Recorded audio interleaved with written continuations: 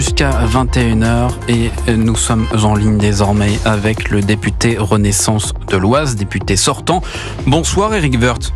Bonsoir. Merci d'être avec nous ce soir sur Europe 1. J'imagine que vous avez suivi avec intérêt le feuilleton qui a secoué cette semaine votre ancienne famille politique, les Républicains. Comment vous réagissez ce soir au verdict énoncé par le tribunal judiciaire qui, je le rappelle, donc suspend l'exclusion d'Éric Ciotti des Républicains, Éric Ciotti qui reste donc ce soir, à l'heure où nous parlons, président de LR et donc qui a fait cette alliance avec le RN. Bon, j'ai pas suivi dans le détail toutes ces péripéties. Hein. C'est triste. Je souhaitais pas ça aux Républicains. Moi, j'en étais parti parce qu'il y avait plus de ligne idéologique claire entre beaucoup de démagogie, des gens proches du Front National ou d'autres plus libéraux, progressistes, gaullistes, comme François Baroin ou comme le président du Sénat, Gérard Larcher. Donc, c'était trois familles difficiles à concilier. L'une explose au travers du ralliement d'Éric Ciotti au Rassemblement national. Et puis tout ça devient judiciaire. Enfin bon, voilà, c'est infernal. Mais vous qui étiez dans cette famille, aujourd'hui, Éric Ciotti se base sur les militants. Il dit être soutenu par les militants, que la ligne des Républicains, c'est d'abord celle des militants. Et donc c'est votre sentiment. En fait, c'est sans doute mon sentiment, puisqu'il y a de moins en moins de militants, ou très peu de militants. Donc le bloc le plus à droite est resté. Et ce bloc a toujours dit ou toujours laissé penser qu'il fallait, vous savez, la fameuse union des droites. C'est en fait l'union de l'extrême droite, c'est-à-dire in fine, phagocyter LR.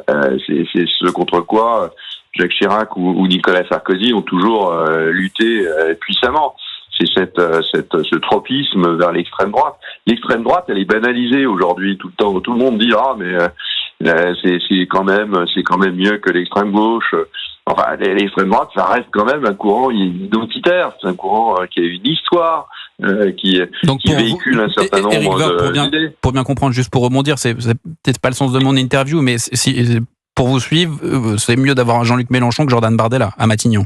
Ah mais moi, si vous avez un drôle de résumé. Non mais c'est ce que vous dites, si je vous suis. Je n'ai envie de ni l'un ni l'autre.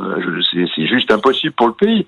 Alors on peut toujours faire des essais, on peut toujours essayer ce qu'il a essayé, comme disent les gens. On pourrait essayer, puisqu'on n'a jamais essayé, mais on n'est pas en train d'essayer une voiture ou un nouveau vélo. La France, elle n'est pas à vendre. Les Français sont pas à vendre. Je vous pose la question parce que la logique d'Éric Ciotti je vous pose la question parce que la logique d'une partie des Républicains, la partie d'Éric Ciotti, de faire alliance avec le RN, c'est de dire pour éviter Jean-Luc Mélenchon à Matignon, il faut s'allier avec le RN. C'est cette logique-là. C'est pour ça que je vous pose la question, monsieur. Pour éviter Jean-Luc Mélenchon ou Bardella à Matignon, il faut voter pour les candidats de la majorité présidentielle. Donc vous appelez à une alliance, de Renaissance avec la frange de LR qui n'a pas suivi monsieur Ciotti, c'est ça? Bien sûr, Jean-François Copé d'ailleurs, comme moi, nous le souhaitions depuis longtemps.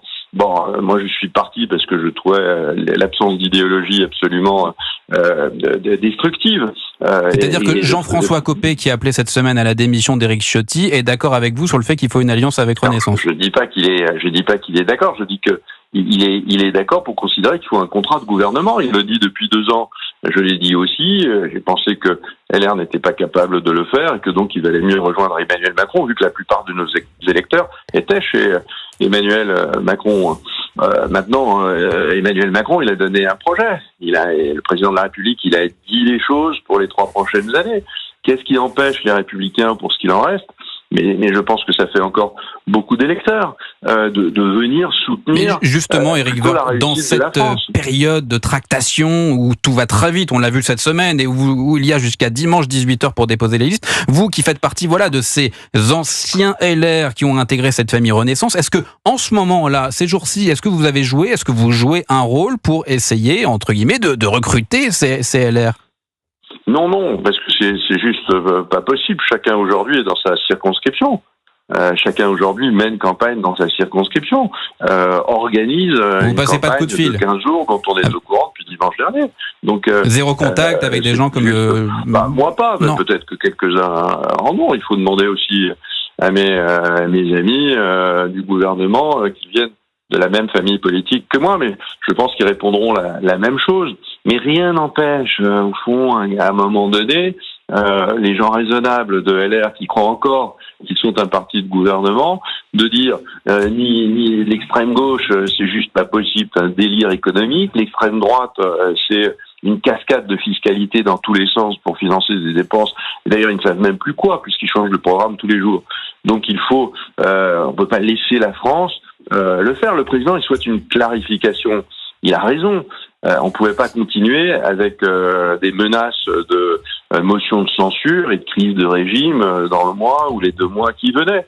Donc il a le courage de mener une clarification. Bon, on a le droit aussi de dire à la population, je sais bien que vous avez peut-être envie d'exprimer une colère et de voter pour des partis extrémistes, à gauche ou à droite, mais ça, c'est confier la France alors à des aventureux.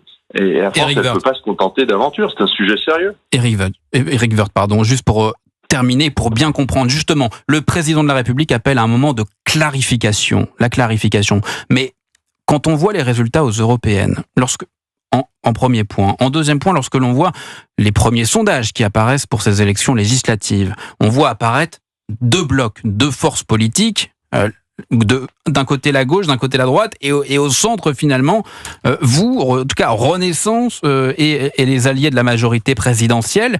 Et donc pour empêcher, en tout cas c'est aussi quand on voit la gauche qui se mobilise et qui fait bloc elle et qui ne se pose pas de questions pour faire alliance, qui est prête à tout. Est-ce que vous seriez prêt pour empêcher une arrivée de Jordan Bardella à Matignon en cas de majorité relative, pas absolue, mais en cas de majorité relative du RN? Est-ce que vous seriez prêt à faire une sorte de gouvernement d'union nationale, une énorme coalition avec la gauche? Mais le sujet ne se pose pas ainsi. Il faut d'abord, il y a 2 blocs extrémistes. Aujourd'hui, les sondages d'ailleurs sont en train de se réduire. Les convergences se font. Le parti du président n'est plus si loin que cela au fond de ces deux mâchoires en fait qui écrasent ou qui écraseront la France. Donc, ce que nous devons, c'est à partir du projet qui est le nôtre. Et si les Républicains veulent venir, il faut qu'ils y amènent quelque chose. Et à ce moment-là, qu'on construise les réformes nécessaires au pays. Notre pays ne peut pas attendre. Il y a beaucoup de réformes qui ont été faites. Il y a une colère, il y a un vague à l'âme, il y a une dépression. On traverse des moments comme ça, et c'est des moments historiques. Mais c'est pas une raison pour perdre son sang-froid. Les Républicains, ils sont encore aujourd'hui, à la fois dans ce qu'il reste de LR, à la fois chez les sociaux-démocrates, mais pas ceux qui travaillent avec Jean-Luc Mélenchon, sous l'asservissement de Jean-Luc Mélenchon et de l'extrême gauche. Merci Éric Woerth, merci. C'est la seule façon aujourd'hui de faire rebondir notre pays. Merci de nous avoir accordé ces quelques minutes. Éric Woerth, député Renaissance sortant de l'Oise. Bonne soirée à vous, monsieur Woerth.